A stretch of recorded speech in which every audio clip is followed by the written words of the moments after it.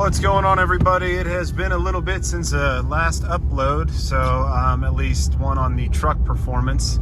I apologize for that, but you know, good things take time. They take time to figure stuff out too. So the previous upload you saw, I took apart my CP4, and you kind of saw some of the things that were a little bit worrisome and concerning in it. I said in that video, and I said in the one before that I was going ahead to do a CP3 conversion. I still really do believe, regardless of kind of what we go through in this video, in the CP3 conversion, and I think that it is worth doing with a couple of impressions that I would like to give you guys so that you can manage your expectations to make it a little bit better for your experience. So let's start with this. Is the CP3 conversion worth it? I believe that it is. Is it worth it at the cost of your warranty? I personally, talking about me, believe that it is. If warranty is very important to you, or you have a really good dealer and you have, really good feedback from any warranty concerns that you've had, you might want to really consider whether or not you go ahead and actually pursue a CP3 conversion. And the reason why I say that is because, dealers across the US are so hit and miss. Here in central New Mexico, I have had a rough go with dealers. And I think sometimes it comes down to what they charge, how they can charge a project or a bill, how they handle warranty work, where that fits in their priority, what's going on. I mean, there's a lot of factors. How the tech is feeling, whether the service advisor writes up and captures what you're saying correctly. These things can all contribute to whether or not you have a good experience at the dealer. So I can tell you that I have, and you might have seen through some of the other videos if you've been following along, I've taken my truck to the dealer. I've had mixed results. If it's not really written in a book, if you need a problem, solve it. Chances are you're kind of on your own anyway.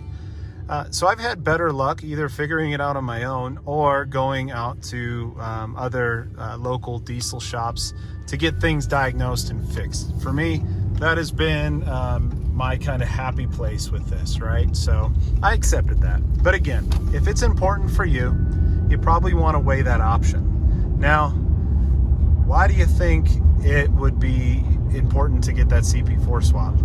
You don't have to look too far on the internet to find that there are disastrous outcomes to these things. And it can really put some fear in you, especially when you pay a lot of money for a vehicle or you depend on it for anything in particular. It's not just a use it occasionally type of vehicle. I use mine every single day. I got 22,100 miles on my truck. And, I really don't like to be, without it. And plus, it was a significant investment, So when I look at some of the things that happen with those CP4s, grenading, taking out your fuel system, is it rare? Probably. It probably is. Are all the trucks having failures? No. It certainly seems like a lot of trucks are having failures. But it's enough to where I've dealt with this with the previous Fords I've owned. I've dealt with it. I had a CP3 conversion on one of the Duramaxes that I had that I actually never installed. I had 180 trouble-free miles on that pump. But sometimes it's just the luck of the draw. And whether or not you want to assume that risk as a consumer for your vehicle. And you know what, if it was no questions asked, if the dealer went ahead and said, yeah, no matter what, or FCA RAM says, we're going to cover you. If they said that, within the 100,000 mile warranty without any question, maybe would probably keep it, or I'd buy a conversion and hang on to it until I get close to that warranty being out.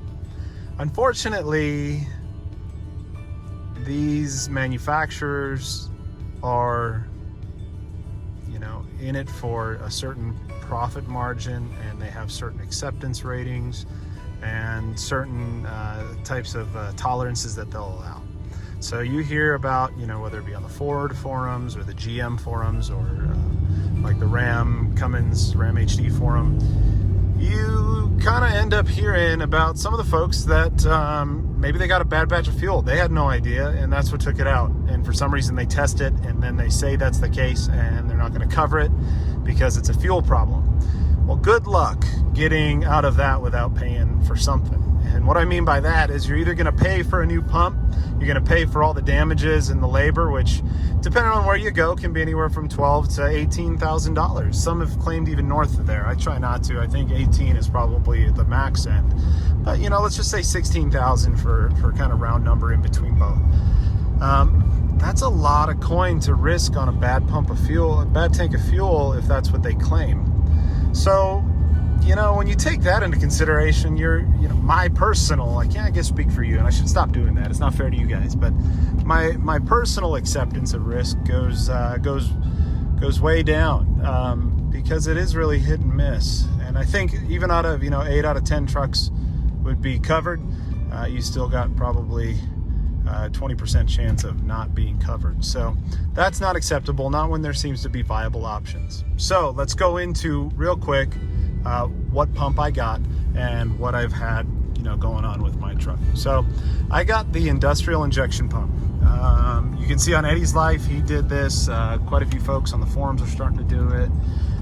And to be honest with you, the pump was kind of a pain to install. I'm a novice.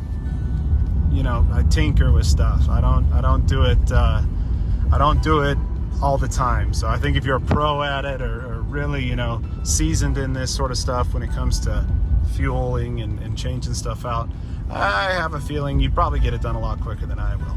But for the sake of being transparent with you guys, which I try to do, it took me a full day and a half to pull the CP3 out and swap it over.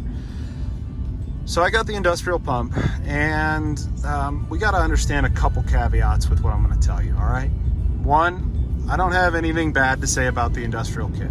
Everything seems to be good quality materials, pretty thought out, but there are some disadvantages over the S&S kit. One being the gear that you remove from your CP4 and have to use on the industrial kit. You don't have to do that on the S&S kit. It comes as one and done, so you don't have to worry about any of that, which I actually really like. I think you just reuse the O-rings. So I am actually tuned, emissions compliant tuning. So as a result, my pump essentially becomes no longer plug and play. Okay, so since it's no longer plug and play, you end up running into issues where when you start changing fueling parameters, demand compared to actual, the demand really parameters, your timing, stuff like that, you end up having to kind of finesse a little bit of this a little more, okay? And what I mean by that is it might take some revisions. So I have gone through about 3 revisions. I just recently did my current emissions intact tunes, okay, flash today for the latest update, and the truck feels really, really good. So I think we're getting close. So I just want you to understand that if you're going emissions compliant tunes, emissions present, emissions removed, regardless of who you're going through, I would expect there to be some sort of kind of break-in period for while you're trying to figure this out. Now, that being said, I talked to a friend of mine who went ahead and, yeah, that ain't gonna work. Typical Ram stuff, right? You push this down, it unclips. Anyway, who flashed his truck back to stock just to see the difference. And the pump for him worked really, really well. He had no issues. The truck drove really nice. Everything went well with it. So that's what I want you guys to understand. As soon as you start messing with the tuning on these things and you put in a drop-in pump, expect a little bit of headache. Now, if you got patience for it, which I do not, I will be the first to admit to you guys, I don't have a lot of patience for this sort of thing. I expect it to be pretty much one and done. And that's not fair, but I mean, at the end of the day, when you use the vehicle every day and you're having some struggles with trying to get things nailed down, you're reminded constantly about its deficiency relative to where it was. So with that, let me answer this. I'm sure there's going to be a question, do you regret it? The answer is, with time, I don't. Initially, I kind of did. You pull your CP4 out and you're not going to use that ever again. The chance of you putting that back in and not have it contaminated or not have it, work correctly or have your timing or anything different is going to be a heck of a job to get that fixed. So as soon as you pop that CP4 out, you need to be committed to understanding that regardless, your options are, if you're tuning, adjust the tunes. If you are emissions compliant, work with the manufacturer to figure out the pump. Okay, so in being totally transparent with you guys, it does seem, when you look at the comparison between the SNS pump and the industrial pump, okay, from my limited experience for both of these, I still feel that the SNS pump in its current configuration and how it's installed, regardless of customer support, is the better option. And I'm going to tell you the biggest reason is it costs a little bit more, okay? So part of that could be attributed to that gear. But the biggest thing I feel is kind of the quality. It seems to be better in terms of testing and research and development and understanding the product that they really have. So when you call industrial, for example, they don't have any flow parameters on these pumps, okay? They say it works to 850 horsepower, but if you tune it, you're not gonna, or if you keep it stock, that's not even an issue to you. What you care about is your flow rates, how well it matches up to the CP4, and eventually if you do decide to tune, whether you're, like I said, any of your tuning options that are out there, you care about those details when you're trying to get things dialed in. So from my perspective, it became a challenge when you look at an SNS pump, and the company over at SNS has all the flow parameters, all of the technical questions that you can answer, and industrial kind of makes it seem like they got all that stuff together. But then when you start getting down this rabbit hole, you start realizing how much they still have to learn for this pump. Now, look it, I'm not going to bash SNS, or I'm not going to bash industrial. That's not why I'm here. I'm literally here to tell you about the product that I had, my overall, process through this working through this, which has been about a month essentially. And I think we're at a point now where we're starting to figure it out. I don't want to put the cart before the horse, but doing this freeway drive and some city driving, in general, it's feeling pretty solid. So that's what I kind of want to leave you with, guys, is my general update on the pumps. They're both decent options. If you plan on, keeping it completely factory and stock, I think you're going to be just fine with either one. And, have patience regardless of how, you go through this. If you get the industrial pump, make sure whoever you get it from knows these things in and out, can help you with install questions, okay? And, can really kind of give you that next level service that industrial initially has with a point of contact and general timeliness for getting back to you and stuff like that. And let me leave this on a positive about industrial.